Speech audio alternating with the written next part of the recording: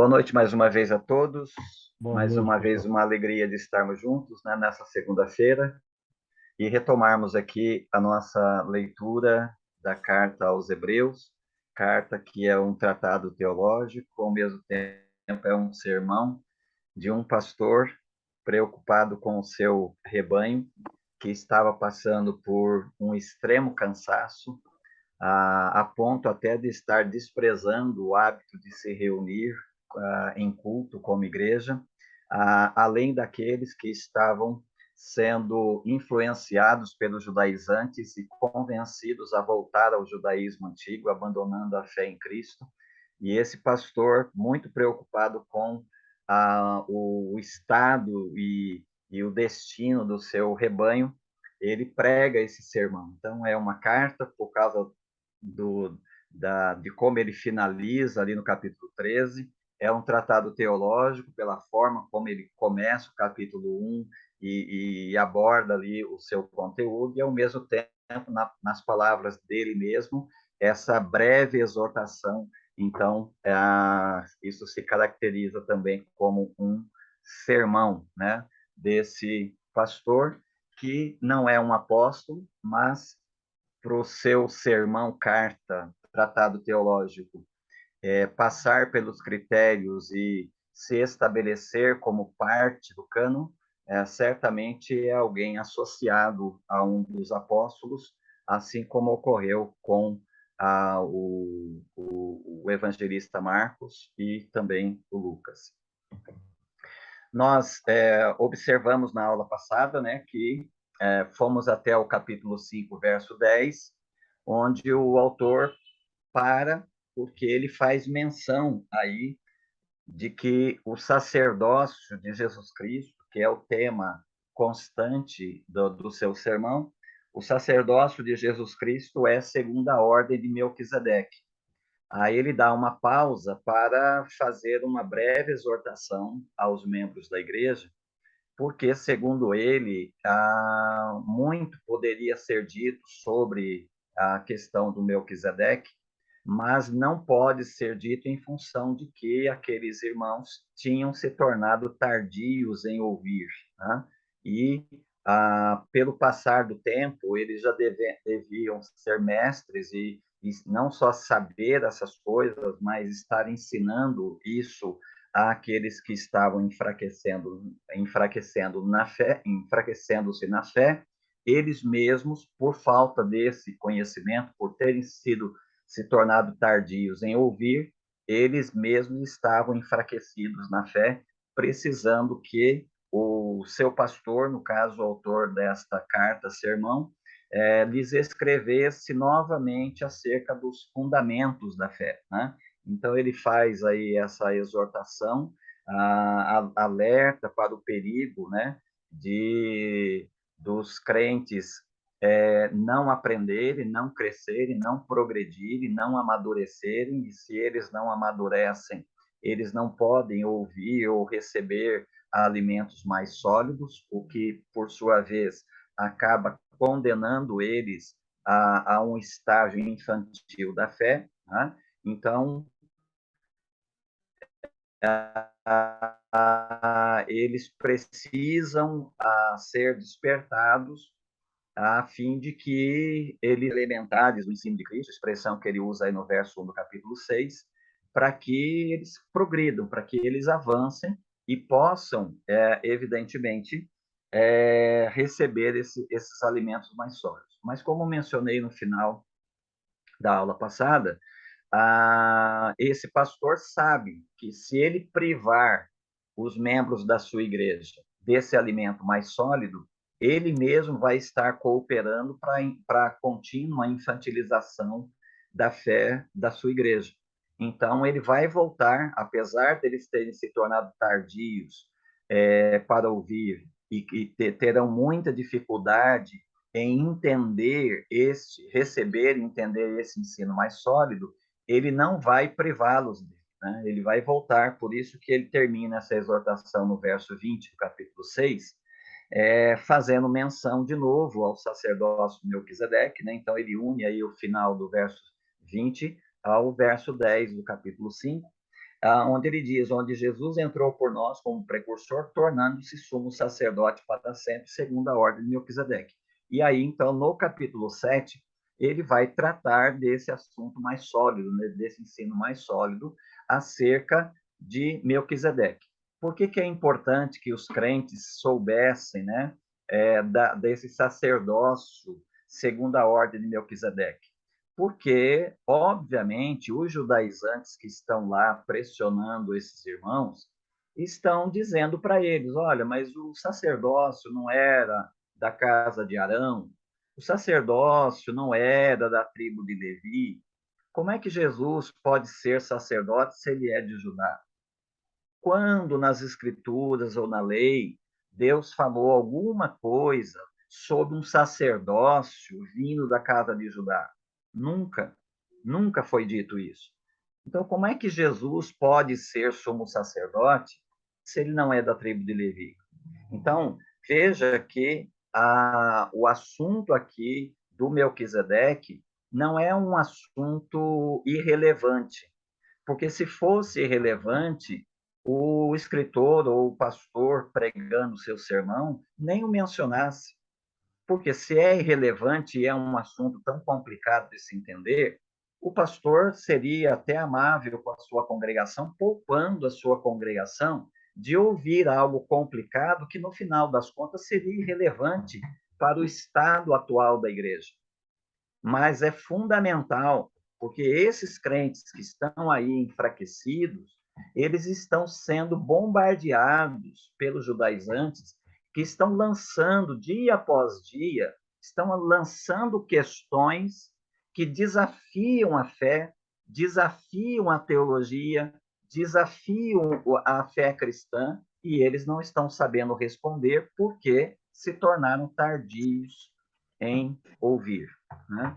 Então, ele vai voltar e, considerando esse assunto muito importante e fundamental para fortalecer a fé da sua congregação, ele vai voltar a esse tema e ele o faz aqui no capítulo 7. Ele começa, então, falando, esse Melquisedeque, ele vai fazer menção lá a Gênesis capítulo 14, né? Aquela ocasião em que o Ló e a família tinham sido sequestrados, e isso chegou aos ouvidos do Abraão. O Abraão reuniu lá os seus 318 homens da sua casa e foi lá guerrear contra os 5 reis. Ele venceu lá, né, a coalizão de 5 reis e voltou com o despojo, voltou trazendo de volta o Ló, a família de Ló, os outros sequestrados e também os despojos da batalha. E ele se encontrou, então, com o Melquisedeque, que surgiu do nada, né? Ninguém nunca tinha mencionado esse personagem antes nas escrituras. As pessoas ali circundantes também não dizem nada acerca disso, o texto apenas descreve, né, o ato em si, mas não há, como o autor vai destacar aqui, não há genealogia, não se diz de onde ele veio, para onde ele foi depois, porque ele também some, ele desaparece do cenário bíblico inesperadamente. Tá? Então, ele só vai reaparecer nas Escrituras no Salmo 110, verso 4. Né? Então, ele simplesmente aparece e desaparece. E ele vai, por esta questão, por esta razão, ele vai se tornar um tipo, ele vai se tornar uma sombra. Aquilo que todo o Antigo Testamento é em relação ao Novo Testamento, aquilo que a lei é em relação à graça, aquilo que Moisés é em relação a Jesus, aquilo que o sacerdócio do Antigo Testamento é em relação ao sacerdócio da Nova Aliança, aquilo que a antiga aliança era em relação à nova aliança e assim por diante. Ele vai se tornar também um tipo de Cristo. Alguns comentaristas até afirmam, né, que o Melquisedeque seria uma cristofania, uma manifestação do Cristo pré-encarnado. Não dá para caminhar nessa linha desses comentaristas, porque o texto lá, a narrativa do capítulo 14 de Gênesis é histórica, né? Ali não é uma parábola, ali não está se descrevendo, não se descreve uma manifestação da glória, onde esse personagem vem de um modo sobrenatural. Não há esse elemento sobrenatural ali. Há um personagem histórico. É dito que ele é rei de uma cidade conhecida na época, etc. Então, a narrativa é histórica, não dá para alegorizar uma narrativa histórica. Uma narrativa histórica narra um fato histórico, e não dá para interpretar um fato histórico de modo alegórico, né? Então, não dá para caminhar nessa linha de dizer que o Melquisedeque é uma manifestação do Cristo pré-encarnado. O que pode ser dito e o que o escritor aqui vai dizer para nós é que ele é um tipo, né? Ele é um tipo do qual Jesus Cristo e o seu sacerdócio é o antítipo, né? Então, o Melquisedeque seria a profecia e o Cristo do Novo Testamento seria o cumprimento desta profecia. Ele vai dizer, então, que esse Melquisedeque, rei de Salém, Salém é um nome antigo, né, daquilo que mais tarde a gente vai conhecer como Jerusalém, é rei de Salém, sacerdote do Deus Altíssimo. Isso aqui é uma inclusão numa narrativa histórica que deveria despertar a curiosidade e questionamento, né? A gente não ouve falar de sacerdócio até a aliança de Deus com Israel, onde o próprio Deus vai separar uma das tribos e vai consagrá-la ao sacerdócio, ao serviço do culto. É óbvio que isso não surgiu do nada. O sacerdócio faz parte, é um elemento integrante de toda a religião, né? Existe o sacerdote, existe o sacrifício, né? A função do culto. Então, esses elementos existem nas religiões. Então, não é um elemento novo, não é uma introdução nova, não é algo particular ao judaísmo, é algo já conhecido. Mas, do ponto de vista da relação com Deus, com o povo da aliança, isso vai chegar para nós lá a partir de Êxodo 19. E aqui, na narrativa histórica de Gênesis, aparece alguém sendo identificado como sacerdote do Deus Altíssimo. Ele encontrou-se com Abraão quando este regressava da matança dos reis e o abençoou. E deu-lhe também a Abraão o dízimo de tudo. Seu nome significa, primeiramente, rei de justiça, né? Melqui, rei, meu rei, e Sedeque, ou Sedacá, justiça, Melquisedeque, né? Então, rei de justiça, então esse é o primeiro significado do nome dele, e também rei de Salém, porque ele é apresentado assim como o rei dessa cidade. E Salém é a palavra shalom, né? Que é paz. Então, ele é rei Melqui Zedeque, rei de justiça, e também, como ele é rei de Salém, então ele é rei da paz. Sem pai, e aí vem a questão, né, importante, porque todo sacerdote, antes de ser adotado ou tido como tal, ele tem que provar sua genealogia.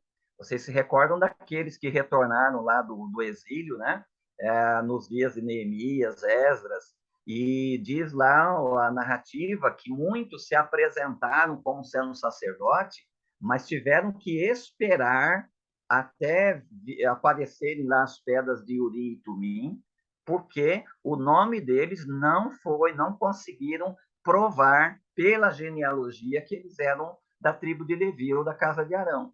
Então, eles ficaram de molho, eles não puderam exercer sacerdócio. Então, a primeira coisa que um sacerdote tem que fazer é provar a sua genealogia. Ele tem que provar que é levita, que é da tribo de Levi, que é da casa de Arão. E esse daqui, o autor diz que ele aparece, não se menciona quem é o pai, não se menciona quem é a mãe, não se dá nenhuma genealogia dele, ele não tem princípio de dias, porque não aparece quanto tempo já esse Melquisedeque existe, quantos anos ele tem, nem fim de vida, porque não aparece em lugar nenhum quando, onde, como ele morreu, né? Onde ele foi sepultado, não tem nenhuma informação disso tudo nas Escrituras, não tendo princípio de dias, nem fim de vida, mas feito semelhante, e nisso ele é semelhante ao Filho de Deus, ou seja, ele permanece sacerdote para sempre.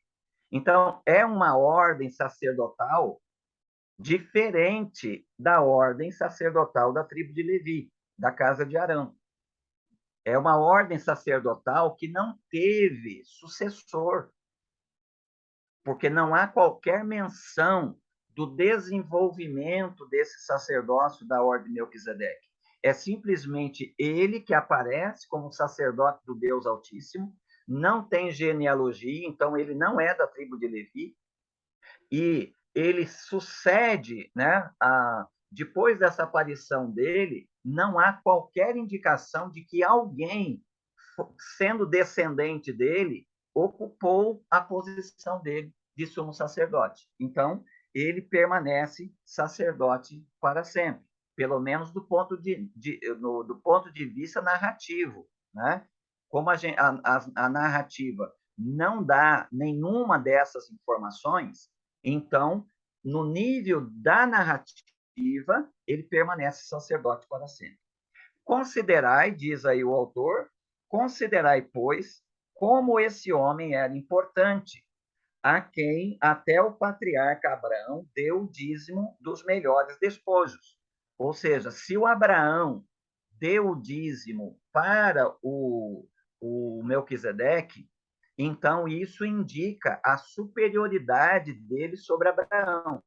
E isso aqui para os leitores ou ouvintes desse sermão é importante, porque eles têm, obviamente, todos os crentes têm o Abraão como pai da fé, tanto o judeu quanto os cristãos, né? Então, o Abraão é uma figura de grandeza, né? No meio, no desenvolvimento da fé judaico-cristã.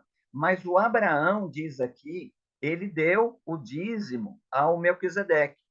Aqueles que dentre os filhos de Levi recebem o sacerdócio têm ordem, segundo a lei, de receber os dízimos do povo, isto é, de seus irmãos, ainda que esses também sejam filhos de Abraão. Ou seja, então tem uma tribo que Deus designou que recebe dízimo. Uma das funções dos sacerdotes era receber o dízimo. Mas aquele cuja genealogia não é contada entre eles, ou seja, o Melquisedeque, recebeu dízimos de Abraão e abençoou o que havia recebido a promessa. Veja que interessante. Quem abençoa são os levitas. Os sacerdotes da tribo de Levi são recebedores das ofertas do povo, ministram diante de Deus com essas ofertas, e depois que eles ministram o culto, eles voltam para o povo, estendem as mãos sobre o povo e os abençoa com aquilo que nós conhecemos lá como a bênção aarônica, né? O Senhor te abençoe e te guarde, etc e tal. Então, os sacerdotes é quem abençoa o povo. E o princípio que o autor vai destacar aqui é que o maior é que abençoa o menor. Então, há uma relação aí de maiores e menores dos sacerdotes levitas sobre o povo, porque são eles que recebem o dízimo e são eles que abençoam o povo. Mas aqui ele destaca que o Abraão recebeu a bênção, né? Ele que tinha recebido a promessa de Deus, veja, ele acaba sendo abençoado por esse Melquisedeque. Sem contradição alguma, e aqui está o princípio destacado pelo autor, sem contradição alguma, o inferior é abençoado pelo superior. Então, ele está dizendo que Melquisedeque era maior do que Abraão. Abraão é uma figura grande, de destaque na fé judaico-cristã. Só que esse Melquisedeque se mostra ser maior do que o Abraão. Nesse último caso, homens mortais recebem os dízimos, os da tribo de Levi. No outro, porém, aquele de quem se afirma que vive. Se afirma que vive porque não tem nenhuma indicação na narrativa bíblica de que ele sofreu a morte. E por assim dizer, até Levi, que recebe dízimos, pagou-os por meio de Abraão, pois ele ainda não havia sido gerado por seu pai quando Melquisedeque se encontrou com Abraão. O que ele está estabelecendo aqui? Está estabelecendo aqui aquele princípio da solidariedade da raça. Ou seja, nós somos pecadores inicialmente porque nós estávamos em Adão quando Adão pecou. Então, se Abraão, que é pai de Isaac, que é pai de Jacó, que é pai de Levi, se o Abraão pagou o dízimo para o Melquisedeque, então até os levitas que recebem dízimo do povo pagou dízimo para o Melquisedeque. É o princípio da solidariedade da raça. Portanto, se a perfeição viesse por meio do sacerdócio levítico, pois foi com base nele que o povo recebeu a lei, que necessidade haveria ainda de que outro sacerdote se levantasse segundo a ordem de Melquisedeque e não segundo a ordem de Arão? Aqui o autor está começando a questionar a validade eterna do sacerdócio levítico, assim como da lei, assim como da antiga aliança. Se essas coisas fossem perfeitas, se elas tivessem alcançado a finalidade última, o teleios, ou seja, trazido salvação, trazido justificação, então jamais se diria algo de uma nova aliança, jamais se diria algo de uma nova ordem sacerdotal e de um outro ou novo sacrifício. Mas é precisamente porque o sacerdócio levítico ele era uma sombra e ele era um bem temporário que apontava para um teleios, que apontavam para uma finalidade última ainda a vir, é que ele passou a ser ultrapassado. E principalmente porque não cumpria a finalidade última, que era, de fato, perdoar pecados, remover pecados e declarar justo um pecador. Pois, mudando o sacerdócio, necessariamente se faz também mudança da lei. Vai haver, né? Vai mudar a lei, vai mudar o sacerdócio, tem que mudar a lei. E a lei vai mudar por quê? Porque o Jeremias e o Ezequiel, o Jeremias lá no capítulo 31 e o Ezequiel lá no capítulo 36, vão ser portadores do anúncio da chegada da nova aliança, ou seja, a nova lei. Se houver mudança da lei, então pode haver mudança do sacerdócio, da ordem sacerdotal. Não pode haver mudança enquanto a lei da primeira aliança estiver em vigor. Não pode mudar. Ninguém pode ser sacerdote dentro da vigência da antiga aliança, senão aqueles que foram designados por Deus para isso, ou seja, somente da tribo de Levi. Mas havendo mudança da lei, mudança da aliança, então pode haver mudança do sacerdócio. E é isso que vai acontecer. Virá uma nova aliança, e nessa aliança virá uma nova ordem sacerdotal. Essa é a outra tribo, veja, da qual ninguém ainda serviu diante do altar. Está falando da tribo de Judá. Visto ser evidente que nosso Senhor procede de Judá, tribo da qual Moisés nada falou acerca de sacerdotes. E isso é ainda muito mais evidente se, à semelhança de Melquisedeque, levanta-se outro sacerdote, não constituído segundo a lei de um mandamento humano, mas segundo o poder de uma vida indestrutível.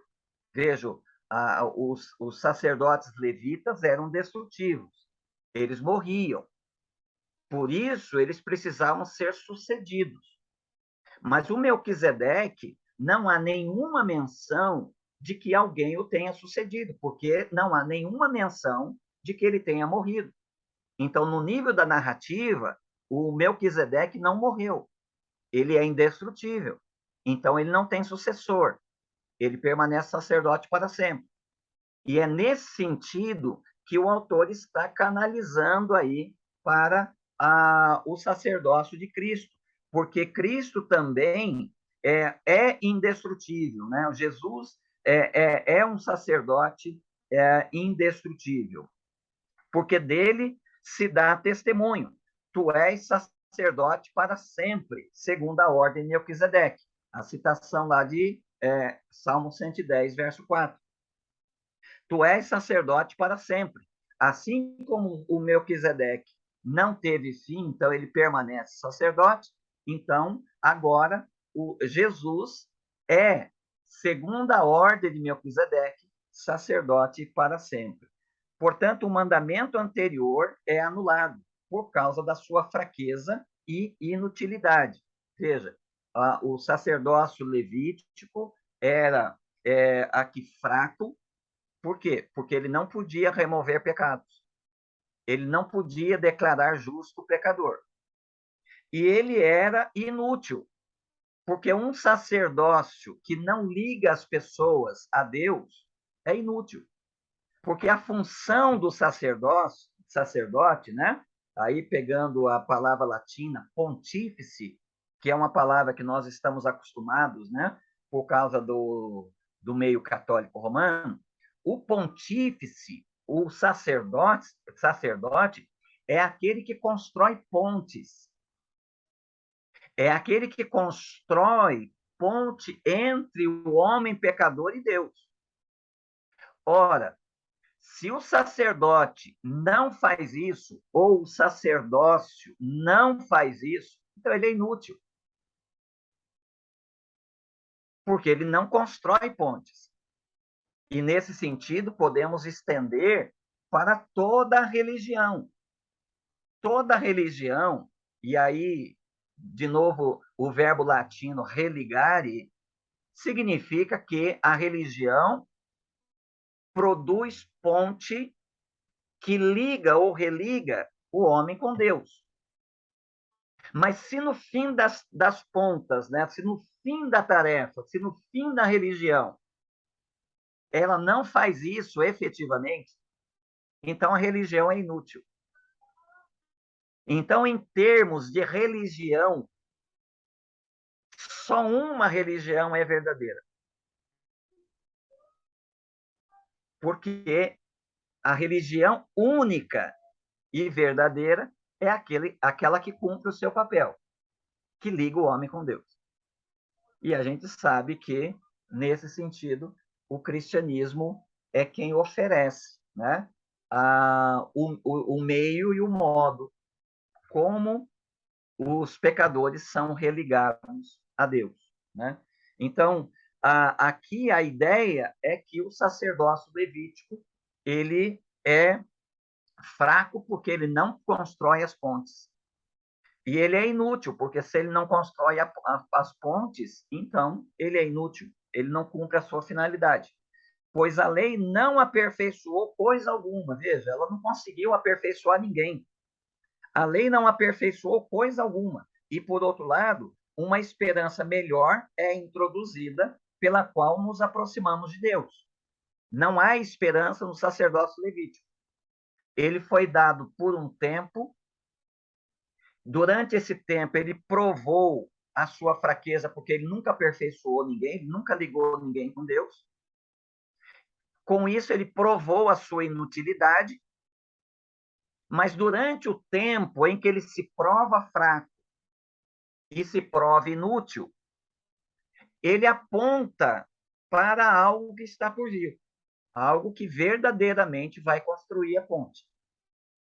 que vai ser o verdadeiro sacerdote, ou o verdadeiro sacerdócio, ou a verdadeira religião, que vai, de fato e de modo efetivo, ligar as pessoas a Deus. Não foi sem juramento que isso aconteceu, pois aqueles foram sacerdotes sem juramento, mas esse se tornou sacerdote com juramento.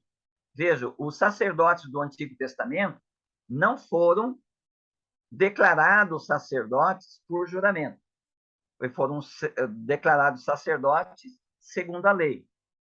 Mas esse sacerdote aqui, o novo sacerdote segundo a ordem de Melquisedeque, ele foi declarado por Deus sacerdote por juramento. Porque lá no Salmo 110, verso 4, nós temos esse juramento. Veja, ele cita aí o verso 4. Ó, o Senhor jurou e não mudará. É uma reprodução do verso 4 do Salmo 110. Jurou e não mudará. Tu és sacerdote para sempre. Assim, Jesus tornou-se garantia de uma nova aliança. Ou seja, nós temos um sacerdote eficaz que pode conduzir o processo da aliança. Porque o que é uma aliança, senão a atração das partes? Uma aliança que não atrai as partes não pode nem sequer ser chamada de aliança. Uma aliança que não une os diferentes não pode ser chamada de aliança, porque a função da aliança é unir as partes diferentes. Mas para unir as partes diferentes, é necessário haver um mediador e uma mediação. Se o mediador, no caso, o sacerdócio levítico, e a mediação, no caso, o sistema sacrificial levítico, eles não conseguem promover a mediação, então a aliança ela é quebrada. Ela não se sustenta. Por isso, ela tem que ser deixada de lado e dar lugar a uma nova aliança que vai ser tema do autor no capítulo 8. Assim, Jesus, nesse caso, por causa de suas características, Jesus se tornou garantia de uma aliança melhor, porque de fato ele vai fazer aquilo que o sacerdote deve fazer. E aqueles se tornaram sacerdotes em grande número, sacerdotes levitas, em grande número, pois pela morte eram impedidos de permanecer. Então, novamente, aqui uma inferioridade do sacerdócio levítico, porque o sacerdócio do sacerdote, ele era interrompido porque ele morria. Alguém tinha que ocupar o seu lugar para dar continuidade. Então, ele era inferior nesse sentido. Por isso que muitos precisavam se tornar sacerdotes. Mas ele tem um sacerdócio inalterável, falando do sacerdócio segundo a ordem de Melquisedeque, inalterável, porque permanece para sempre. Ou seja, o juramento de Deus vai se cumprir. Jesus será sacerdote para sempre. Portanto, também pode salvar perfeitamente.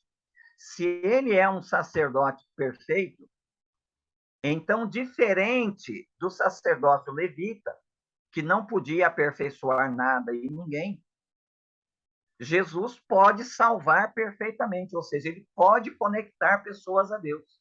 Ele pode cumprir o seu sacerdócio de modo perfeito. E o que é salvar de modo perfeito, né, ou perfeitamente? É fazer aquilo que se propõe a fazer. Sacerdote constrói pontes. Pontes que ligam, que unem pecadores a Deus numa aliança. O sacerdócio levítico se mostrou fraco para fazer isso. Mas o sacerdócio de Cristo fará isso perfeitamente, ou seja, ele cumprirá aquilo que ele se propõe a fazer. Pois vive sempre para interceder por ele. Veja o verso 25 na sua íntegra. Portanto, também pode salvar perfeitamente os que por meio dele se chegam a Deus. Veja, por meio dele. Esse por meio dele é a mediação, que ele vai tratar no capítulo 8. Então, ele é o sacerdote e, ao mesmo tempo, ele vai ser o cordeiro. Então, ele pode salvar perfeitamente os que, por meio deles, chegam a Deus, porque não haverá outro meio de se chegar a Deus, a não ser por meio dele. Pois vive sempre para interceder por ele. Intercessão aí é uma das funções dos sacerdotes. Interceder ou levar o povo, né, as causas do povo até Deus. Porque precisávamos de um sumo sacerdote como este. Então, o sacerdócio levita foi útil durante algum tempo. Mas como ele não salva perfeitamente, ele não traz para Deus as pessoas, então nós éramos carentes de um sacerdote como este, como Jesus, né? Um sacerdote que fosse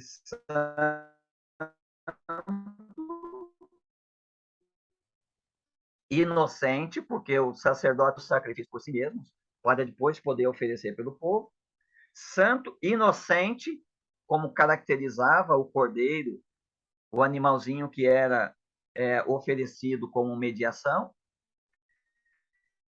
imaculado, também característica da oferta, né, do cordeiro, separado dos pecadores, aí novamente uma característica dos sacerdotes, que eles eram tomados do meio dos homens, né, dentre os homens, eles tinham parte com o pecado dos homens, tanto que tinham que oferecer sacrifícios por si próprios antes de oferecer pelo povo, tendo se tornado mais sublime que o céu, e que não precisasse oferecer sacrifícios a cada dia, porque os sacrifícios eram diários, né? Além daquele do sumo sacerdote no dia de Yom Kippur, que era para expiação do pecado nacional. Além daquele, diariamente os sacrifícios eram repetidos. Jesus agora pode oferecer um sacrifício, não precisa oferecer um sacrifício todo dia, como os sumos sacerdotes, primeiramente por seus próprios pecados e depois pelos do povo. Pois quando ofereceu a si mesmo, fez isso de uma vez por todas. Ou seja, não haverá mais sacrifício, né? Enganam-se os católicos romanos, que segundo a sua celebração da caristia, né? A celebração da comunhão, Cristo é sacrificado novamente em cada missa, né? A hóstia que representa ali, não representa, ela é o corpo de Cristo. Então, cada missa, Jesus é sacrificado. E a prova de que ele é sacrificado é que o corpo dele está lá, que é a hóstia.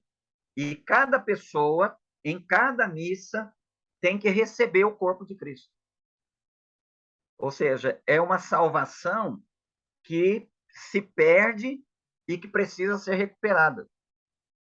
É uma salvação que é produzida pela morte de Cristo, mas como a eficácia da morte de Cristo não garante o salvo, Cristo precisa ser sacrificado de novo. E aí o crente, a pessoa, né, precisa receber o corpo de Cristo outra vez. Então, toda missa, Jesus é sacrificado. E toda missa, o pecador precisa receber de novo o corpo de Cristo para assim manter-se salvo, né? Manter a sua salvação. Aqui o autor diz para nós que não, que o sacrifício de Jesus foi tão eficaz, ele foi tão eficiente, ele foi tão perfeito, tão completo, que ele nunca mais será repetido, né? Tanto que lá no capítulo 6, né, a gente viu lá, olha, é impossível que as pessoas que tomaram conhecimento disso e deliberadamente viraram as costas para isso, sejam renovados, porque não há outro meio de despertar animar, fortalecer ou despertar a fé, senão por meio do sacrifício de Cristo. Se o sacrifício de Cristo é desprezado, então não há meio de salvação mais. E esse era um aviso para os apóstolos, né? Aqueles que estavam voltando para o judaísmo, ou aqueles que estão abandonando a fé em Cristo. Porque não há outro meio. Jesus não vai ser crucificado outra vez. O seu sacrifício foi definitivo. Ele pode salvar perfeitamente porque ele salva até o fim. Mas a salvação até o fim é aquela salvação verdadeira, aqueles que realmente se converteram, porque esses perseverarão até o fim da sua jornada. Porque a lei constitui como sumo sacerdotes homens sujeitos a fraquezas, mas a palavra do juramento, novamente, Salmo 110:4, que veio depois da lei, constitui o Filho aperfeiçoado para sempre, ou seja, sacerdote para sempre. Então, este é o ensino, né, do autor sobre o Melquisedeque. E ele faz isso justamente para responder, dentre tantas questões, essa questão, né? Como é que Cristo pode ser o sumo sacerdote se ele não é da tribo de Levi? Então, mudou a lei, mudou a aliança, é a nova aliança. Mudando a lei, muda-se o sacerdote. Então, o sacerdote levita atendeu à lei da primeira aliança. E agora, como nós estamos numa nova aliança, tem uma nova ordem, e essa ordem foi declarada por Deus por juramento, que seria a segunda ordem de Melquisedeque. E este, que seria sacerdote para sempre, segundo a ordem de Melquisedeque, seria o seu próprio filho. Compreendido, entendido? Agora a gente precisa digerir tudo isso, porque não é um assunto comumente falado, pastores não exploram esse tema e ele é muito obscuro para nós. É tudo muito novo, é muita informação, entende? Embora ele vai alinhavando muita coisa que nós sabemos, mas quando foca nesse personagem, realmente ele dá um nó, porque não é simples de se compreender num primeiro contato. Tudo que nós já ouvimos até hoje, muito superficial. Não sei se os outros são assim, se os outros pensam como eu, mas não é simples, não. Eu li lá na revista da IBD que para ser sacerdote da ordem de Melquisedeque tinha que ser sacerdote e rei. E rei. Aí Jesus se encaixa porque ele é o rei dos reis, né?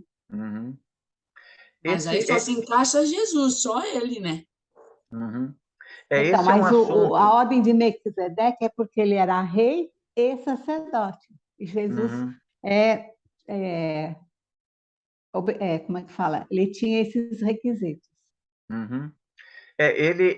O autor não trabalha, né, os outros ofícios de Cristo, né? Ele toca de relance, mas o que ele quer provar mesmo é a validade do sacerdócio, que é o tema do sermão dele, né? Ele quer mostrar a superioridade de Cristo sobre todas as instituições do Antigo Testamento, mas principalmente o foco dele, tanto é que ele vai falar isso no verso 1 do capítulo 8, ele vai fazer um resumo e ele vai dizer o seguinte: o ponto principal do que estamos dizendo é este: temos um sumo sacerdote que se assentou à direita do trono da majestade do céu. Então, esse é o tema do sermão dele, né? É a grande ocupação dele.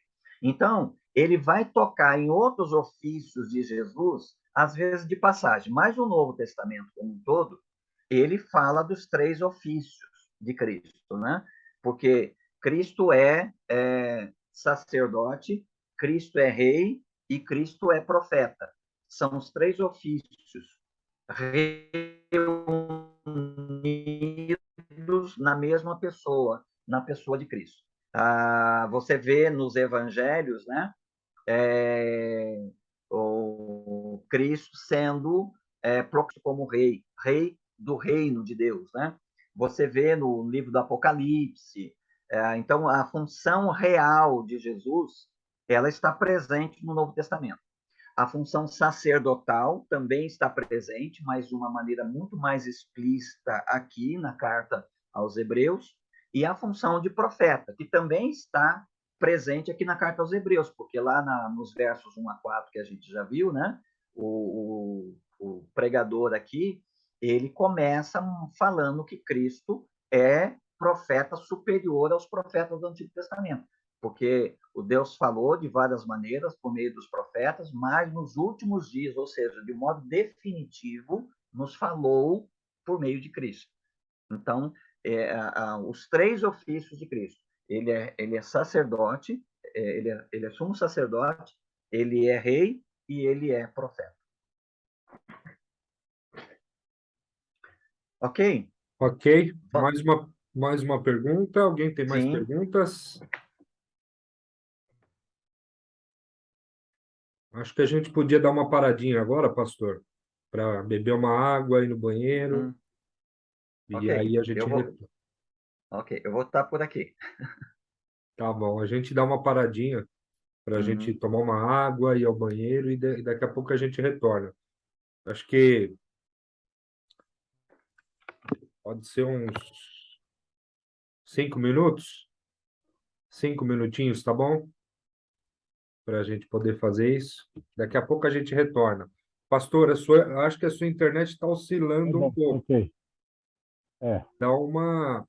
Vê se o irmão consegue dar uma olhadinha aí na sua internet. Eu acho que ela está oscilando um pouco, porque por vezes o áudio fica meio instável. Eu vou ver se não é o meu terminal aqui do fone. E aí a gente já retorna já. Ok.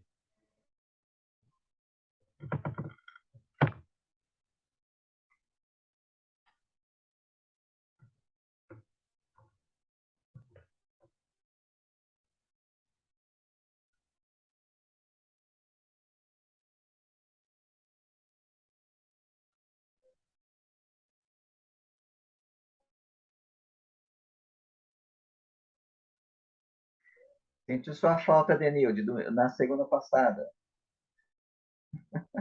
É verdade, pastor, eu também senti falta de mim. Eu faltei aqui. Mas eu estava muito carregada, assoberbada de coisas para resolver, porque esse final de semana eu fui no acampamento das senhoras. Eu fui como preletora da Associação Batista Nordeste da capital. Que legal. Nordeste, né? Eles me chamaram para ser preletora no dia 4, 5 e 6. Foi quando eu falei de Isaías 35, uma unidade predicável, lembra disso? O tema era florescendo no deserto. Aí, então, eu entendi a unidade predicável, e como só tinha 10 versículos, eu dividi todo o capítulo 35 em 3 partes. O tema era florescendo no deserto. Aí, então, eu trabalhei florescendo no deserto, alimentadas por Deus. E aí eu concluía dizendo, quer florescer no deserto? Então você precisa ser como um oásis. Aí mostrei um oásis grandão lá, tá, né? E trabalhei esse texto das promessas de que o deserto e o ermo vão brotar, bababá, tá, tá, tá. E depois do 4b, eis o vosso Deus, tal, né? Essa era a primeira parte. Do 4b ao 7, então, florescendo no deserto, curadas por Deus. Aí é onde Jesus curava, tinha uma linguagem dos evangelhos ali e tal, que o deserto ia se recuperar e que o homem seria curado. Aí, nisso, eu tratei junto com o caminho de Emaús. Fiz uma ponte com o Novo Testamento junto ao caminho de Emaús. Pausa para cantarmos o Divino Companheiro, que elas amam, gostaram muito, muita gente chora, assim, né? Emocionada. Tá, aí conclui, florescendo no deserto, curados por Deus. E do 8 ao 10, a terceira parte, florescendo no deserto a caminho dos céus. Então, aí conclui, foi bom. Eu gostei. Queria ter estado lá. Pois é, Depois que passou, a gente fala, foi legal, o duro foi montar, né? Mas eu Aham, tive um ano para montar isso, se eu não conseguisse, né? é, Mas eu é, gostei da unidade predicável. Aí eu falei, é aham. mesmo, não é que é? Ai, que legal. Foi uma Mas experiência diferente, sabe? Eu nunca tinha sido preletora, não, mas foi uma diferença, uma hum, experiência muito legal. que legal. A, a apresentação, ela exige. Só que, obviamente, para você fazer uma boa apresentação, né, você tem 95% do tempo, 95% do esforço na preparação, na aquisição daquilo que você vai repartir. Sem dúvida. Então, é bem trabalhoso, né, você pesquisar um texto, analisar, É, levantar ali, né, todas as observações que estão presentes no texto, depois partir para a interpretação, é. depois partir para a atualização desse texto, depois a organização homilética, né, desse texto. Não, pastor, não é simples. Não é simples, né? Hum, E se você é não trabalhoso. tiver tudo muito organizado, você vaga nas informações e do que deveria ser objetivo, você embola o meio de campo. Uhum, Então, você não se torna claro, né, para atingir o uhum, seu objetivo. Mas é gratificante depois que você consegue concluir. uhum, Mas esses nossos estudos aqui nos ajuda muito, porque há coisas que, tudo bem, nós vamos aprendendo desde a infância, na igreja e tal, mas não aprofunda como nós fazemos aqui. Eu nunca uhum, ouvi alguém falar com tanta propriedade de Melquisedeque.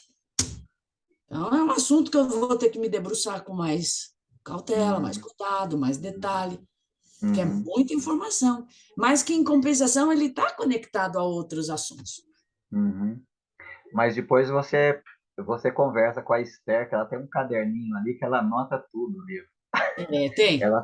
Ela fica quietinha ali, mas ela tem um caderno ali que já É. deve estar no segundo volume já. Engano o seu, pastor, ela tem alguns cadernos, não é um Segundo caderno. nada, pastor, eu acho que eu tenho uns. Só do senhor eu devo ter uns 4 cadernos. Eu também. Caderno grosso, não é caderno É. grande, caderno grosso, olha, é Aí, bem ó. grandão. Eu estou Aham. terminando esse, dentro de 2 ou 3 aulas eu tenho que comprar outro. É verdade. Ah, Caderno ah, universitário, 10 matérias. Universitário, mas é importante, pastor, que eu tenho essa facilidade desde quando eu era estudante de colégio, sabe? Eu tenho assim, eu escuto bem, aprendo bem, eu consigo resumir numa frase, numa palavra, e quando eu leio, eu lembro do assunto. que legal, que legal.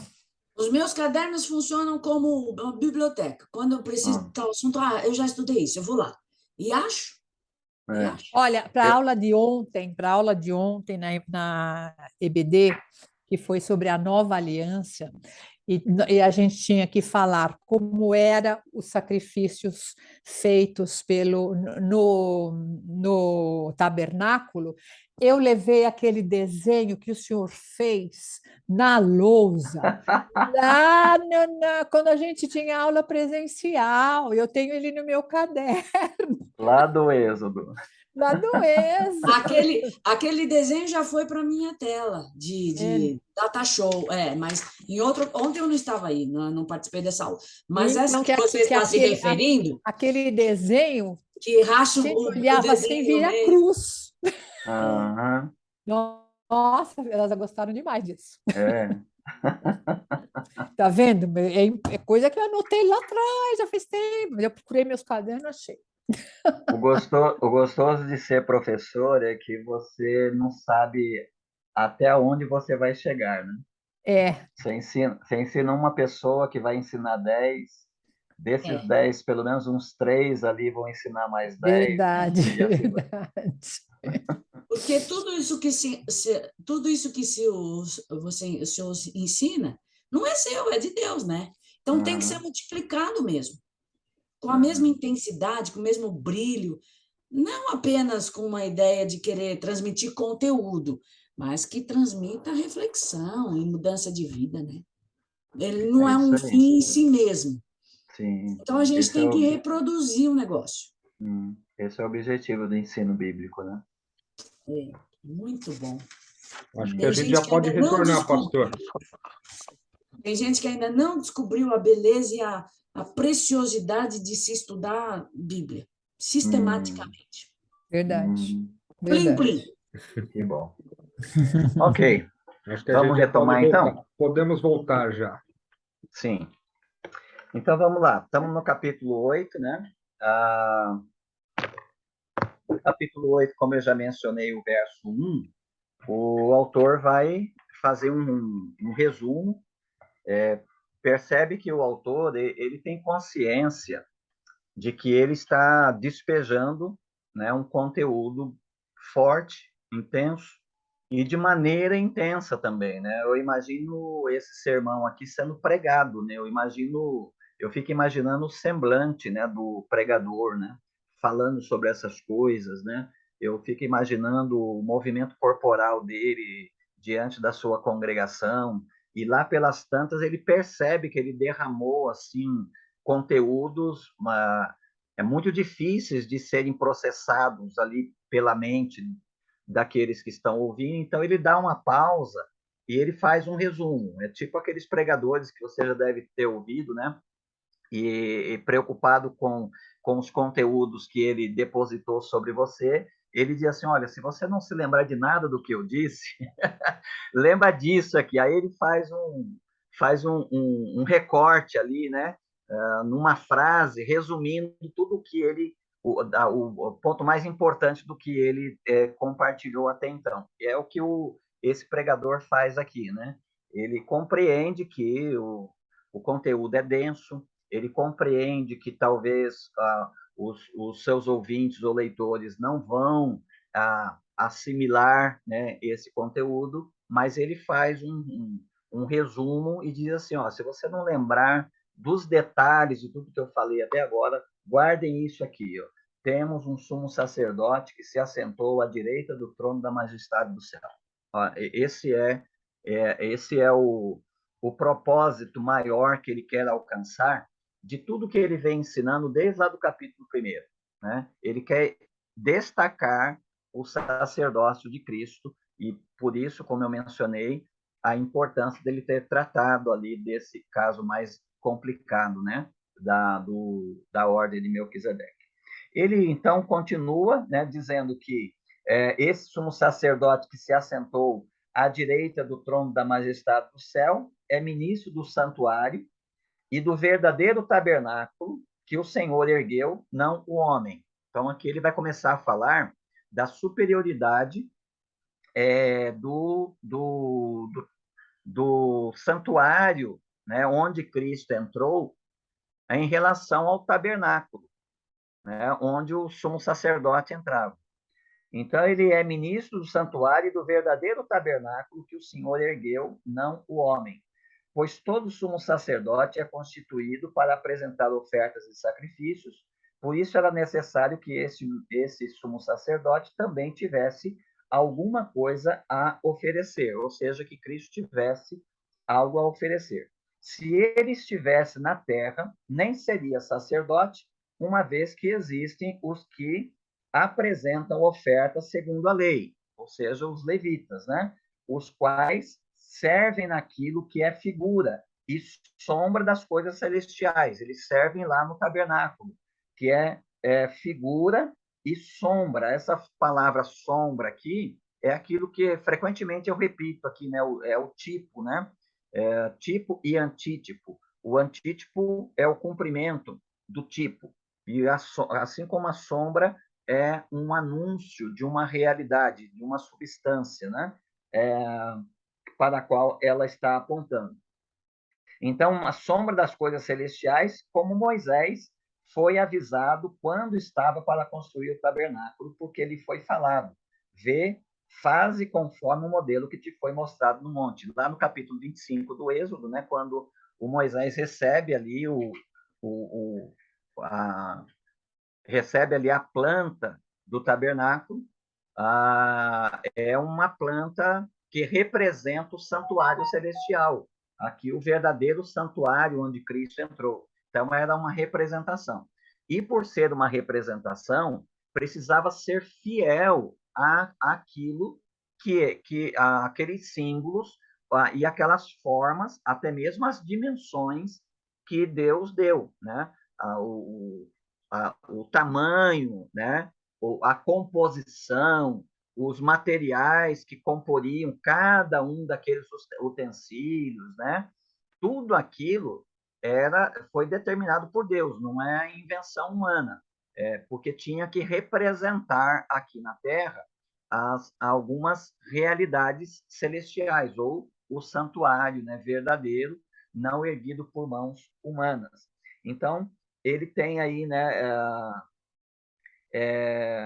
ele tem essa sombra desta realidade.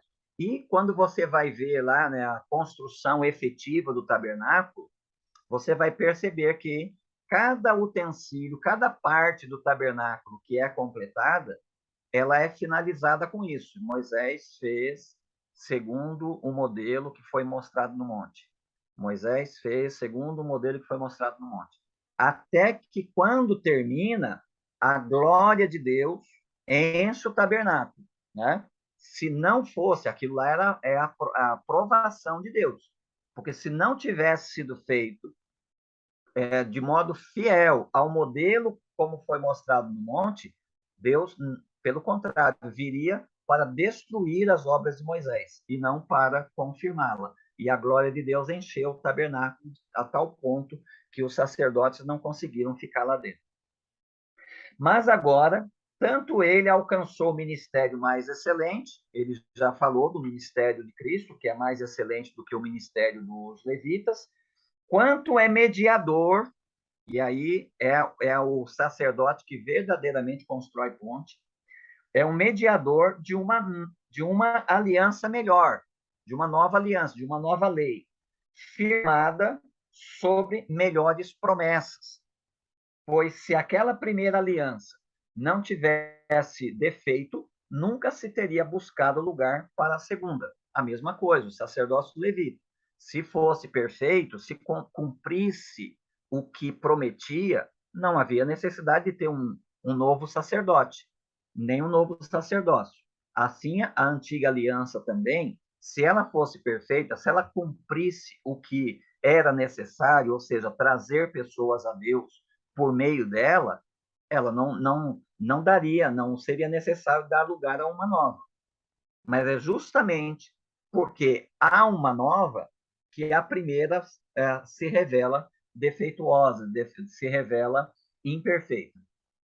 Nunca se teria buscado lugar para a segunda, porque ele diz, e aí ele vai reproduzir ali o texto de Jeremias, capítulo 31, a partir do verso 31, que vai falar sobre a nova aliança, né? Ele diz assim, dias virão, diz o Senhor, em que estabelecerei com a casa de Israel e com a casa de Judá uma nova aliança, não segundo a aliança que fiz com seus pais no dia em que os tomei pela mão para tirá-los da terra do Egito, pois não permaneceram naquela minha aliança, e eu não atentei para eles, diz o Senhor. Esta é a aliança que farei com a casa de Israel depois daqueles dias, diz o Senhor. Porei as minhas leis na sua mente e as escreverei em seu coração. Eu lhes serei Deus e eles me serão povo. Ninguém terá de ensinar ao próximo e nem a seu irmão dizendo conheço ao Senhor, porque todos me conhecerão desde o menor até o maior deles, pois serei misericordioso para com suas obras más e não me lembrarei mais dos seus pecados.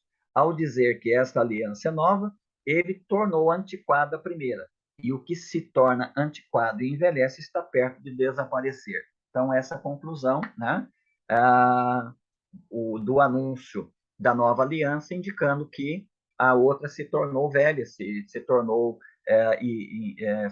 antiquada e não cumpriu a sua função, e é necessário que haja uma nova que efetivamente cumpra a sua função. Só um parênteses aqui para a gente lembrar, né, qual a diferença, né, entre a antiga e a nova aliança. Existem, obviamente, diversas distinções, né, entre as duas alianças. Uma é externa, a outra é interna. E isso é a principal diferença. Vocês se recordam lá de Deuteronômio, capítulo 30, verso 4, quando o próprio Moisés, né, que foi o doador da lei, que estava instruindo aquela segunda geração de israelitas, já divisando com a terra prometida diante deles, e o próprio Moisés disse que a razão por que os israelitas não cumpriram a lei, não conseguiram cumprir a lei, é que Deus não deu a eles um coração para que eles conseguissem cumprir. Ou seja, Deus deu a lei para tornar isso evidente. Como Paulo geralmente raciocina, né, tanto aos Romanos quanto aos Gálatas, ele diz que a lei foi dada para que o pecado exaltasse, para que se evidenciasse o pecado. Lá no capítulo 7 de Romanos, o Paulo diz: eu não conheceria o pecado se a lei não dissesse não cobiçarás. Então, pela lei é que vem o pleno conhecimento do pecado. Então, essa é a função da lei. Mas não há condição natural humana que capacite o homem a cumprir a lei de Deus. Então, a lei deve levar o homem ao desespero. Ela não leva o homem à salvação, ela não produz a salvação. Não porque ela não tem capacidade de produzir, ela tem. Como Paulo argumenta no capítulo 8 de Romanos, a lei, ela é boa, ela é poderosa, ela seria capaz de salvar, mas ela se torna fraca por causa da fraqueza humana. Ou seja, o homem não tem um coração preparado e inclinado para cumprir as determinações da lei de Deus. Logo, a função da lei passa a ser, então, a lei passa a ter uma função condenatória. Então, o que a lei pode fazer quando ela se encontra com essa incapacidade humana é condenar o pecador, né? E ela condena o pecador à morte. Mas o anúncio da nova aliança vai fazer e que a lei, por causa da fraqueza do homem, não podia fazer. Deus vai dar um novo coração. Essa é a diferença. Na nova aliança, Deus vai dar um coração, e aí, para usar a linguagem lá do Ezequiel, né, no capítulo 36, Deus vai tirar, né, Deus diz lá por meio de Ezequiel: eu vou tirar de vocês o coração de pedra e vou colocar no lugar um coração de carne.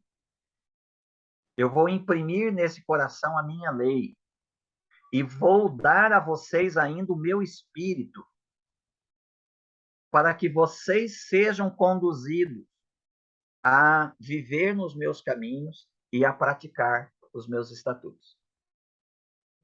Então, na nova aliança, e aí Jesus vai se referir a esse processo como novo nascimento, e de fato, né, o coração de pedra, ele conduz à morte. Só um novo nascimento é capaz de dar nova vida. Essa mudança de coração, né? essa colocação desse coração em nós. Então, Jesus chamou de novo nascimento. E o Novo Testamento vai dizer que, efetivamente, os crentes, ao crerem em Jesus, o Paulo vai trabalhar isso no Romanos 6, eles são unidos a Cristo. Deus une a pessoa a Cristo. E, unido a Cristo, essa pessoa, então, morre na morte de Cristo. É sepultada no sepultamento de Cristo. E ela é ressuscitada na ressurreição de Cristo, de modo que agora, Romanos 6,4, ela anda em novidade de vida, ou seja, ela é uma nova pessoa. Ela nasceu de novo. Ela recebeu o novo coração. Um coração que não é só diferente por ele ser de carne, ou seja, por ele ser crível, né? Mas também Deus dá o Espírito. que lá na pregação do Pedro, em Atos 2:38, ele diz lá, arrependei-vos e cada um de vós seja batizado em nome de Jesus Cristo para a remissão dos vossos pecados e recebereis o dom do Espírito Santo, ou seja, a morada do Espírito Santo. E o João, lá na primeira carta, na sua primeira carta, ele vai dizer no capítulo 2 que vocês têm a unção do Santo, ou seja, o Espírito Santo. E vocês não precisam mais, e aí cumprindo o que o Jeremias disse, vocês não precisam mais que alguém vos ensine. Não descartando a necessidade da pregação e do ensino, o dom de mestres que Deus, pelo Espírito, distribuiu à igreja. Mas isso quer dizer que o coração dos crentes agora, ainda influenciado pelo Espírito Santo, pelo dom do Espírito Santo, esses crentes, eles são conduzidos pelo Espírito Santo a querer, a buscar, a desejar e a fazer efetivamente a vontade de Deus. Então, essa é a característica da nova aliança que distingue os crentes dos crentes do Antigo Testamento. Não que os crentes do Antigo Testamento não fossem salvos, eles foram. Veja, os crentes, não todo israelita, que o Paulo diz que nem todo israelita, nem todos aqueles que pertencem a Israel são israelitas, no sentido da aliança. Não é por você ser descendência de Abraão que você é salvo, diz ele, né? Então, mas havia no meio do povo os crentes. E como essas pessoas do Antigo Testamento eram salvas? Elas olhavam para o sacerdote, para o sacerdócio, para o tabernáculo, para o sacrifício, entendendo que aquilo apontava para uma realidade a vir. Então, elas criam, ao participar com o coração contrito daquelas coisas, elas estavam crendo no mesmo Cristo que nós cremos. Eles olhando para frente e nós olhando para trás. Mas ninguém nesse planeta jamais foi salvo e jamais será salvo à parte de Jesus Cristo.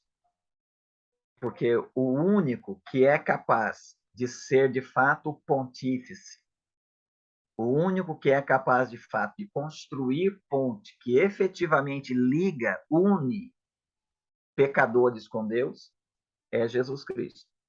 E é exatamente por causa da mediação que ele fez. Ou seja, houve um sacrifício, houve uma vítima, houve um cordeiro, houve um derramar da ira de Deus, houve a vinda de um juízo divino sobre os pecadores. Mas todos os pecadores estavam em Cristo. E então eles morreram na morte de Cristo. Eles já foram visitados por esse juízo divino. Só que Deus não os matou. Porque estando em Cristo, o poder vivificador que estava em Cristo e que ressuscitou Jesus Cristo dentre os mortos, os trouxe também de volta à vida. Por isso que o Paulo pode dizer aos crentes de Roma que eles podem oferecer o vosso corpo como sacrifício vivo, santo e agradável a Deus. Eles podem se chegar a Deus. Ou como o autor de Hebreus aqui vai dizer lá no capítulo 10, 19 em diante, que os crentes podem entrar com ousadia e coragem diante de Deus, por causa do novo e vivo caminho que foi proposto, que foi estabelecido, através exatamente do sumo sacerdote e do sacrifício perfeito que ele ofereceu de si mesmo a Deus. Muito bem. Capítulo 9 vai agora falar um pouco mais, né, sobre o tabernáculo, mas vai se concentrar um pouquinho mais na questão da nova aliança, né, o tabernáculo e o sacrifício, né, que Cristo fez, que promove aí, né, a aliança que efetivamente une pecadores condenados a um Deus santo. A primeira aliança, diz ele, tinha ordenanças para o culto e um santuário terreno, pois foi erguida uma tenda em cuja parte exterior, chamada lugar santo, aqui ele está descrevendo o tabernáculo, estava o candelabro, que era aquele poste, né, de sete lâmpadas. Estava o candelabro, a mesa dos pães da proposição, é uma mesa que continha 12 pães, um representando cada tribo de Israel, que era trocado pelo sacerdote, né, todas as manhãs. O candelabro também recebia azeite toda manhã, porque ele não podia se apagar. Mas atrás do segundo véu estava a tenda que se chama o Lugar Santíssimo, que continha o altar de ouro para o incenso e a Arca da Aliança. Aqui, se você se recordar da minha aula de Êxodo, você vai dizer que o pregador aqui se equivocou. Né? Porque no Santo dos Santos só estava a arca. O altar de incenso estava no lugar santo, de frente para o véu que separava o santo lugar do lugar santíssimo, mas dentro do lugar santíssimo só estava a arca. Será que o pregador aqui, ele errou? Será que ele quis fazer uma citação de memória do tabernáculo e cometeu um erro? Pregadores fazem isso. Mesmo os melhores pregadores, podem fazer uma citação, às vezes, equivocada de um texto, pode fazer um deslocamento de um texto de um lugar para outro. Todos estamos passíveis de cometermos erros, né? Especialmente quando nós falamos ao vivo, né? E falamos de memória, não estamos lendo, né, um sermão, não estamos lendo um discurso. Então, podemos fazer isso. Mas será que foi isso que aconteceu com o pregador aqui? A ideia é que não, que ele não errou, mas que ele fez junção de duas coisas. Por quê? Porque quando o sumo sacerdote, somente naquele único dia do ano, lá no dia de Yom Kippur, quando ele atravessava o véu e ia até onde estava a Arca da Aliança, ele fazia todo o processo que o sacerdote fazia todos os dias, mesa dos pães, candelabro, e ele ia até o altar de incenso. O sacerdote, todos os dias, ele lançava azeite ali no altar do incenso, lançava incenso ali para que o altar também ficasse queimando o tempo todo. Mas no dia de Yom Kippur, o sumo sacerdote removia brasas desse altar do incenso e entrava com elas para dentro do Santíssimo Lugar. Então, aqui o que ele está fazendo é fazer uma junção do que o sumo sacerdote fazia. Então, ele fez uma junção das brasas do altar de incenso com o sangue que o sumo sacerdote levava quando ele atravessava aquele véu uma vez por ano. Então, possivelmente o que ele quis comunicar à sua congregação aqui, quando ele disse que no Santíssimo Lugar estavam ali a arca e o altar de incenso. Então, mas atrás do segundo véu estava a tenda que se chama o Santíssimo Lugar, que continha o altar de ouro para o incenso e a Arca da Aliança, toda coberta de ouro. Nela, na arca, estava um vaso de ouro com maná E aqui, para lembrar, né, o alimento lá do deserto, quando Deus supriu o povo de pão, a vara de Arão, para lembrar da murmuração lá no deserto. Vocês se recordam de Números capítulo 16 e 17, né? Quando a turma de Abirão lá se levantou contra o sacerdócio e perguntando se só Arão podia oferecer incenso, oferecer fogo lá no altar, né? E por que eles não podiam? E tinha, muito embora eles eram da ordem arônica, tinha a escala de serviços, né? Cada sacerdote fazia a sua escala de serviço. E eles, então, com esse coração rebelde, receberam permissão lá do Moisés para irem com seus incensários e oferecer fogo diante do Senhor, e eles foram devorados, né? Foram todos, a terra se abriu e eles todos foram devorados. E naquele contexto, para exaltar o sacerdócio arônico, Deus fez a vara de Arão florescer, e essa vara foi colocada na arca. E também as tábuas da aliança, para lembrar a quebra da lei de Moisés, né? Já lá no capítulo 32 do Êxodo, quando Moisés recebe a lei lá no alto do monte, o povo já tinha quebrado aqui a lei aos pés do monte com a dança lá, o culto ao bezerro de ouro. Então, esses 3 elementos estavam ali dentro da arca para lembrar, né? Para lembrar que a glória de Deus, ou a presença de Deus, só podia se manifestar presentemente com o povo se houvesse um sacrifício. Enquanto estivesse ali apenas a vara do Arão, o maná e a tábua da aliança, as tábuas da aliança,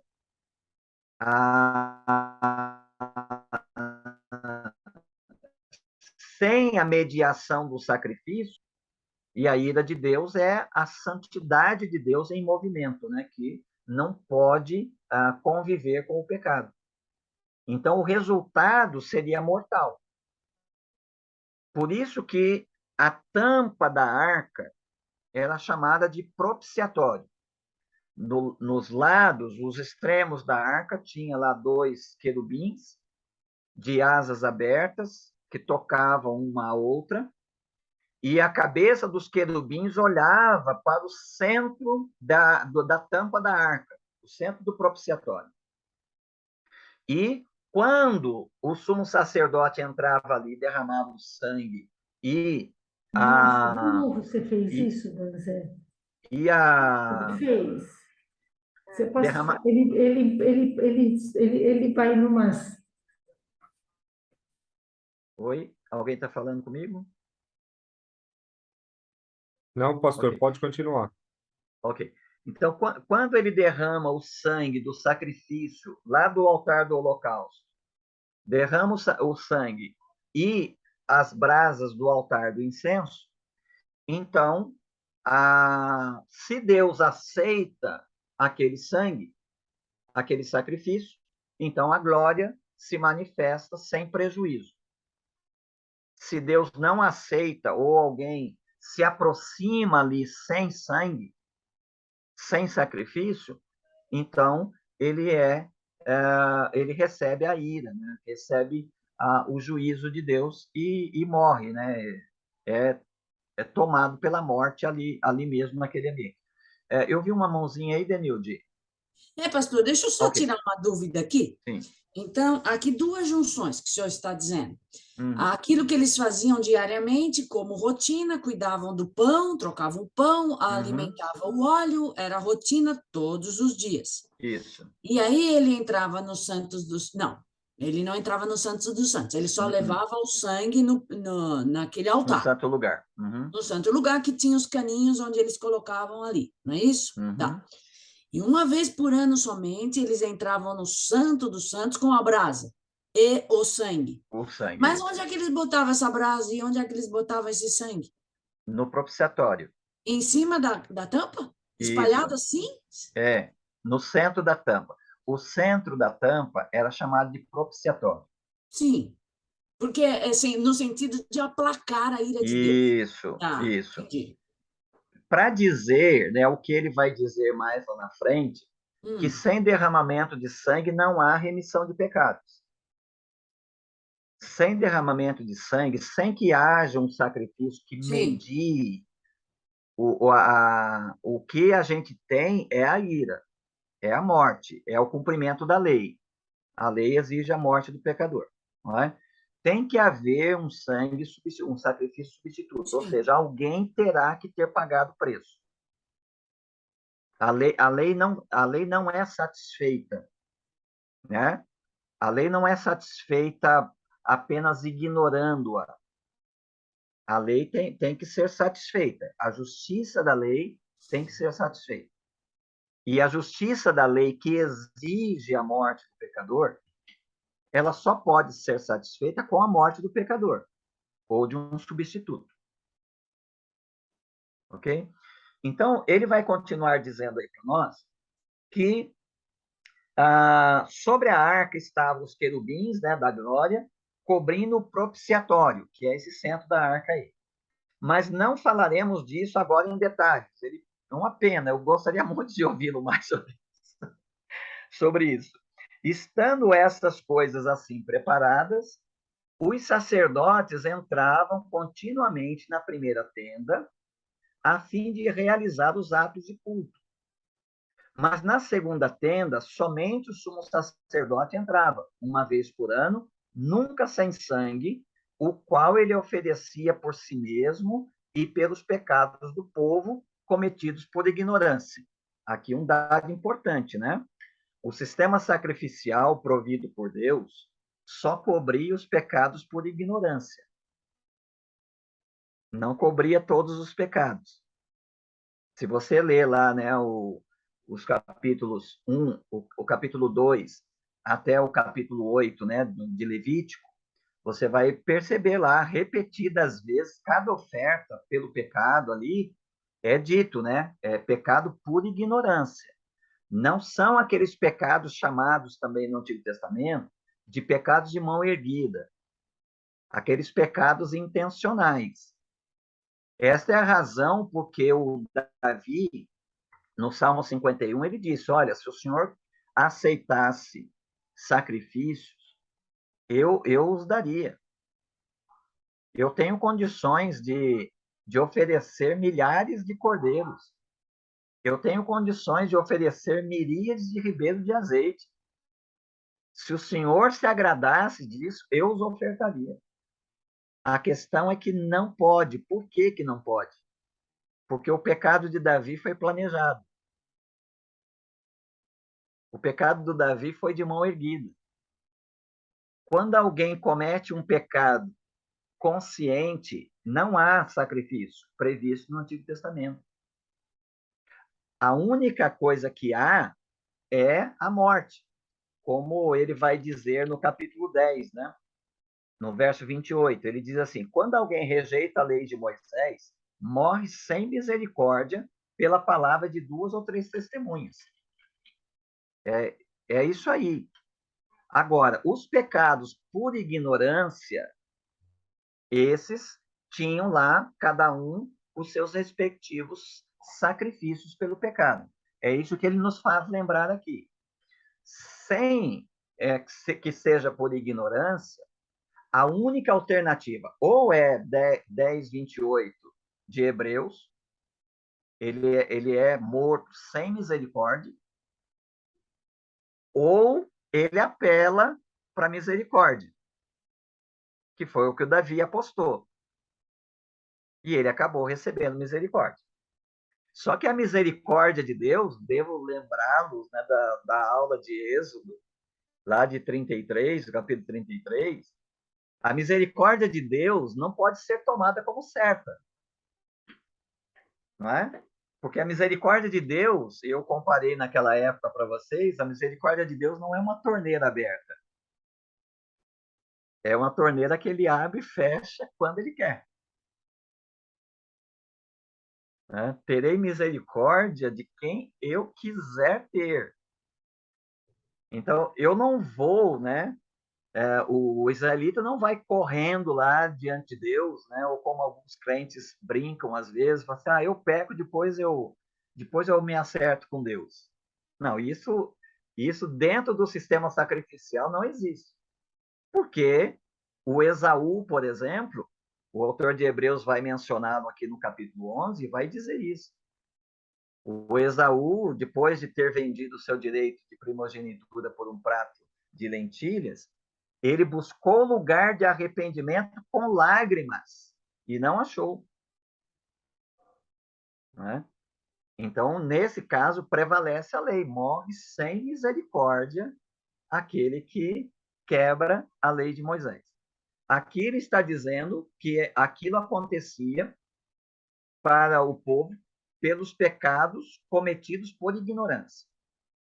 Com isso, o Espírito Santo mostra que o caminho para o lugar santíssimo, ou seja, a misericórdia de Deus, não está aberta.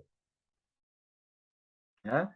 Enquanto houver o véu que separa o santo lugar do santíssimo lugar, ele está argumentando aqui, o caminho para o lugar santíssimo não está revelado, enquanto a primeira tenda ainda existe. Isso é uma figura, novamente aqui é sombra, tipo, isso é uma figura para o tempo presente, e segundo ela, quanto à consciência, tanto ofertas como sacrifícios que se oferecem não podem aperfeiçoar quem presta o culto, ou seja, não pode remover pecado. Deixe-me ilustrar isso para você com algo que aconteceu entre nós muito recentemente.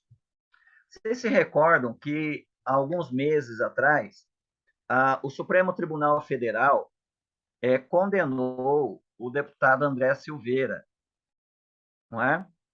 E vocês se recordam que o presidente atribuiu ao André Silveira um perdão presidencial.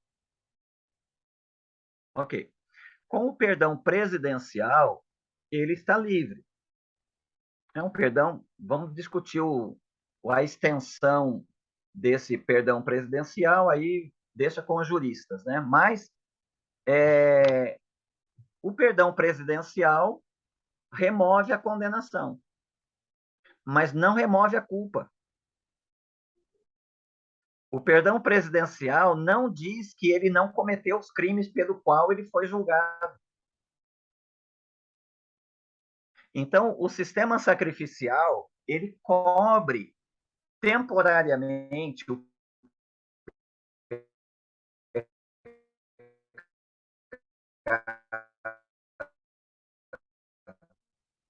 ele absolve, e o fato de os sacrifícios serem repetidos... Pastor, sim. Tá dando uma oscilada aí no som.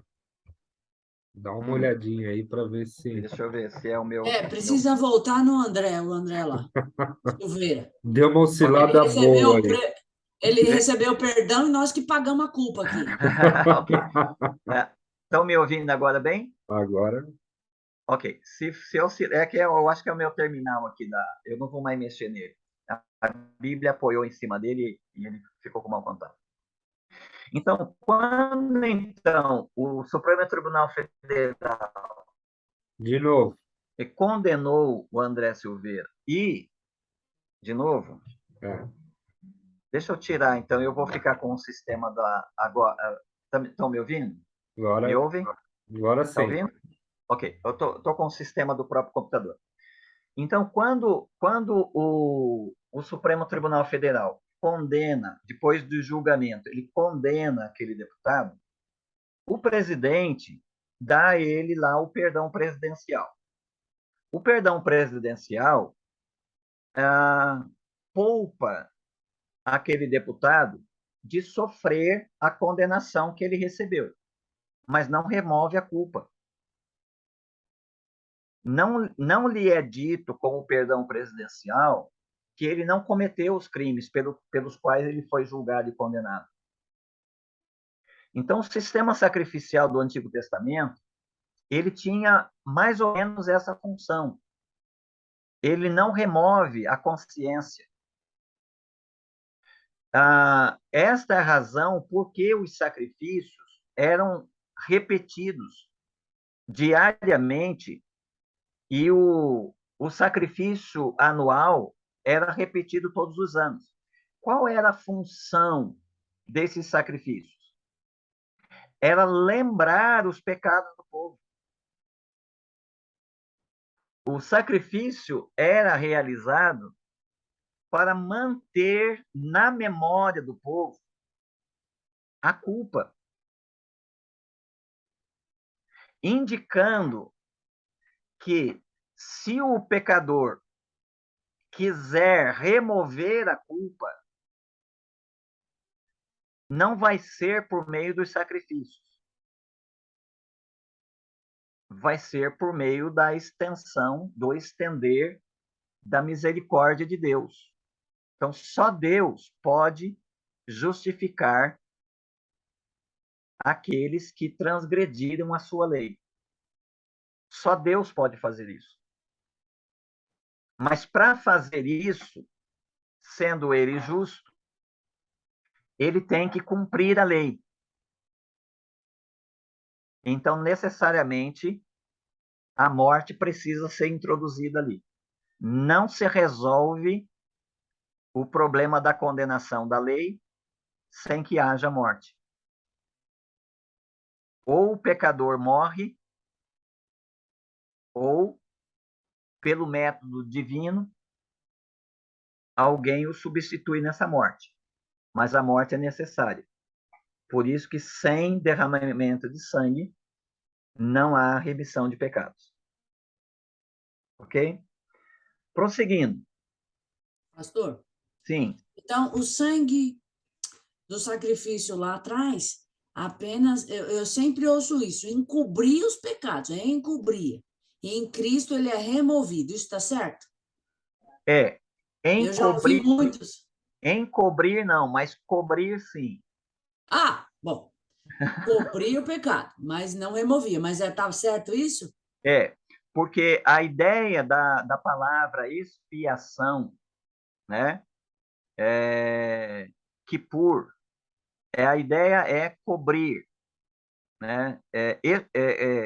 Cobrir o pecado às vistas de Deus. É óbvio que isso não fica coberto para sempre. Por isso que os sacrifícios não eram eficazes, né? Porque não remove o pecado. Apenas os cobre, mas eles permanecem ali. Então, o pecador, ele recebe um perdão, mas isso não significa que o pecado foi removido. Então, ele não é justificado. Então, nós precisamos de perdão, mas precisamos de justificação. E a expiação apenas oferece o perdão, ou seja, o cobrir do pecado. Mas o pecado continua ali. E, obviamente, as consciências pesadas continuam ali com o pecador. Seguindo, essas coisas se referiam somente à comida. Ele está falando das ofertas, né? Isso é uma figura para o tempo presente. E, segundo ela, quanto à consciência, tanto ofertas como sacrifícios que se oferecem não podem aperfeiçoar quem presta o culto. Lembrando que ofertas e sacrifícios é aquela divisão no sistema sacrificial. Os sacrifícios são os sacrifícios de sangue e as ofertas são as ofertas de grãos, né? De bolos que eram levados, né? São os sacrifícios de cereais, as ofertas pacíficas, etc. E tal. Mas nenhuma delas, nem as de sangue, nem as de grãos, de cereais, eram suficientes para aperfeiçoar aquele que prestava culto, ou seja, tornar essa pessoa justa diante de Deus. Essas coisas se referiam somente à comida, bebida e às diversas lavagens cerimoniais, ordenanças humanas impostas até o tempo de uma reforma, ou seja, apontando para uma era vindoura, né? Mas Cristo, e agora ele vem falar da nova aliança, desse novo tempo que chegou em Cristo, mas Cristo, vindo como sumo sacerdote dos bens já presentes, por meio do tabernáculo maior e mais perfeito, não erguido por mãos humanas, isto é, não desta criação, e não por meio do sangue de bodes e novilhos, mas por seu próprio sangue, entrou de uma vez por todas no lugar santíssimo e obteve eterna redenção. Veja a eficácia aqui em comparação com os sacerdotes e os sacrifícios do Antigo Testamento. Eles eram impotentes para levar as pessoas a Deus. A mediação era impotente para tornar o pecador justo, né? E sem que ele seja justo, ele não pode estar ligado a Deus. E com isso, então, a antiga aliança não cumpre o papel de conectar diferentes, de cumprir aquilo que é o seu propósito principal, né? Unir diferentes. Mas Cristo, né? Ele entra num santuário maior e mais perfeito. Ele não entra ali com sangue de bodes e novilhos, mas ele entra ali com o seu próprio sangue. E ele entra ali de uma vez por todas, no lugar santíssimo. Ou seja, o sumo sacerdote tinha que entrar todo ano. Ele entra de uma vez por todas. E ele entra de uma vez por todas por uma simples razão. Porque a sua entrada e a oferta que ele leva cumpriu aquilo que nenhum sumo sacerdote e nenhum sacrifício havia cumprido até então, ou seja, a redenção. E veja que ele qualifica essa redenção como eterna redenção, ou seja, é um sacrifício único, feito de uma vez por todas, que salva perfeitamente e salva para sempre. Porque se quanto à purificação da carne, o espalhar do sangue de bodes e touros e das cinzas de uma novilha santifica os que são impuros, quanto mais o sangue de Cristo, que, imaculado, por meio do Espírito Eterno, ofereceu a si mesmo a Deus, purificará das obras mortas a vossa consciência para servirdes ao Deus vivo. Veja que uma fazia um ato externo, né? A antiga aliança, o antigo sacerdócio e o antigo sacrifício, ele era oferecido para a purificação da carne. O sacrifício de Cristo purifica das obras mortas a vossa consciência. Ou seja, ele faz internamente aquilo que nenhum sacrifício do Antigo Testamento podia fazer. E como ele purifica a vossa consciência, então vocês podem se verem livres para servirdes ao Deus vivo. Servir o Deus vivo aqui implica em estar, né, em aliança com ele, estar com ele, estar na presença dele ou em comunhão com ele. Por isso, ele, Jesus, é mediador de uma nova aliança, para que, tendo sofrido a morte para a redenção das transgressões cometidas sob a primeira aliança, os chamados recebam a promessa da herança eterna.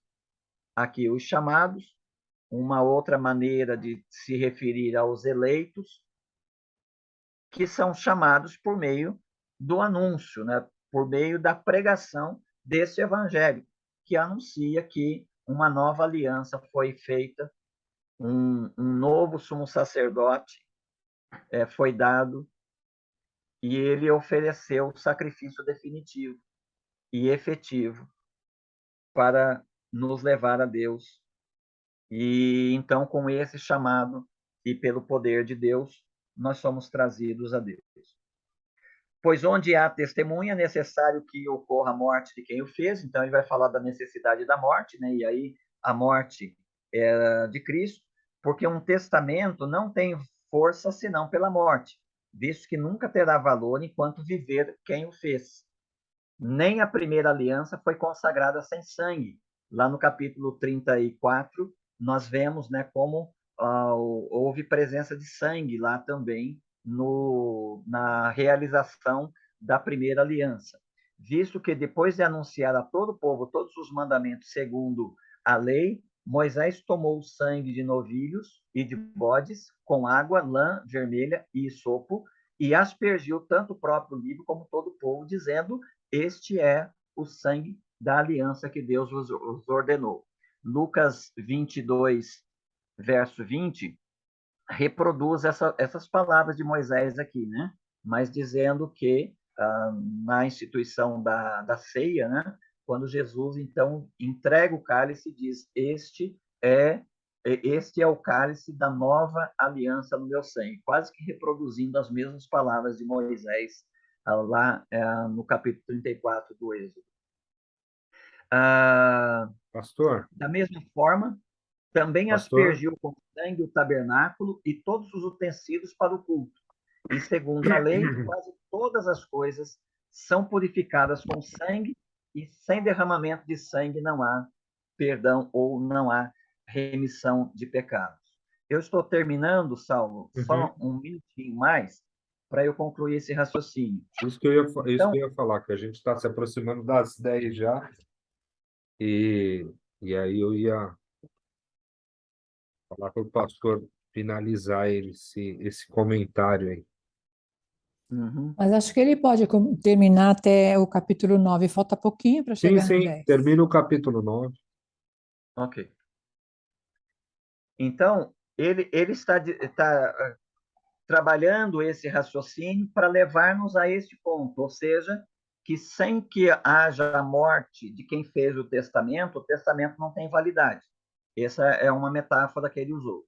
E depois ele está dizendo que sem que haja o sacrifício, sem que haja a mediação, não pode haver remissão de pecados, não pode haver perdão.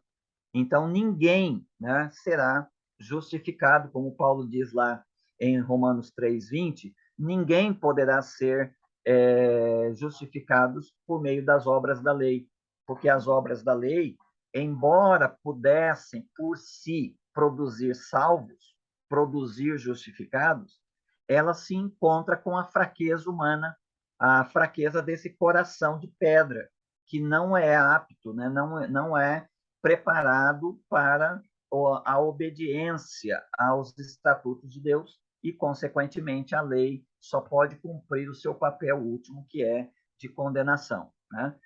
Esta condenação que exige a morte do pecador pode ser, então, cumprida, a lei pode ser satisfeita se esse pecador morre ou se alguém morre no lugar dele, mas, de qualquer forma, a lei tem que ser cumprida e alguém, ele próprio ou um substituto, precisa morrer. Sem isso, não há qualquer condição de perdão. Portanto, era necessário que as figuras das coisas que estão no céu fossem purificadas com tais sacrifícios, mas as próprias coisas celestiais com sacrifícios melhores do que estes, pois Cristo não entrou num santuário feito por mãos humanas, figura do verdadeiro, mas no próprio céu, para agora comparecer por nós perante a face de Deus. Aqui há uma questão complicada, né? Porque ele fala de purificar as coisas do céu.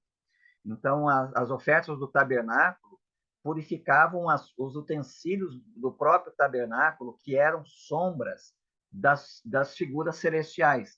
Mas ele fala aqui que as próprias figuras celestiais também carecem de purificação. Talvez seja uma alusão ao fato do efeito da rebelião de Lúcifer, que aconteceu no céu.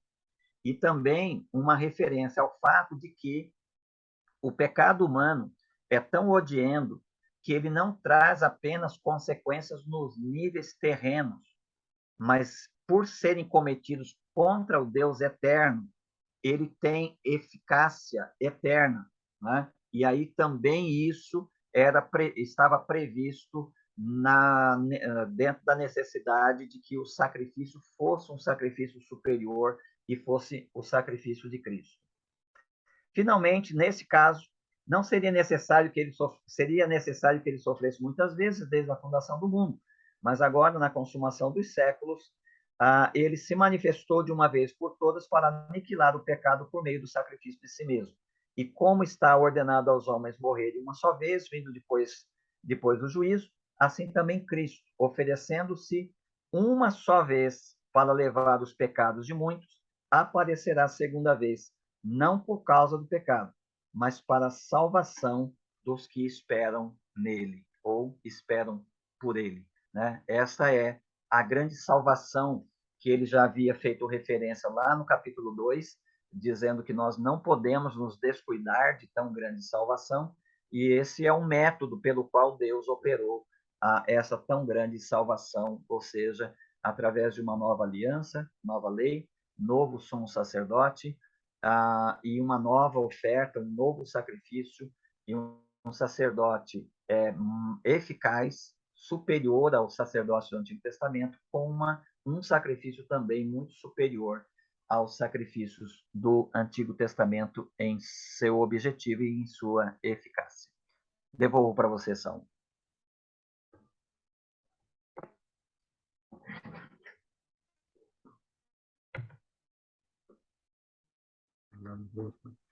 Alguma pergunta a fazer para o pastor? Alguém tem alguma pergunta? Talvez valha a pena, pastor, voltar um pouco mais esse 24/9, viu? Próxima aula, dar uma lapidada nele. Talvez essa ideia de purificar o que está no céu. Eu retomo daí na próxima aula. Combinar.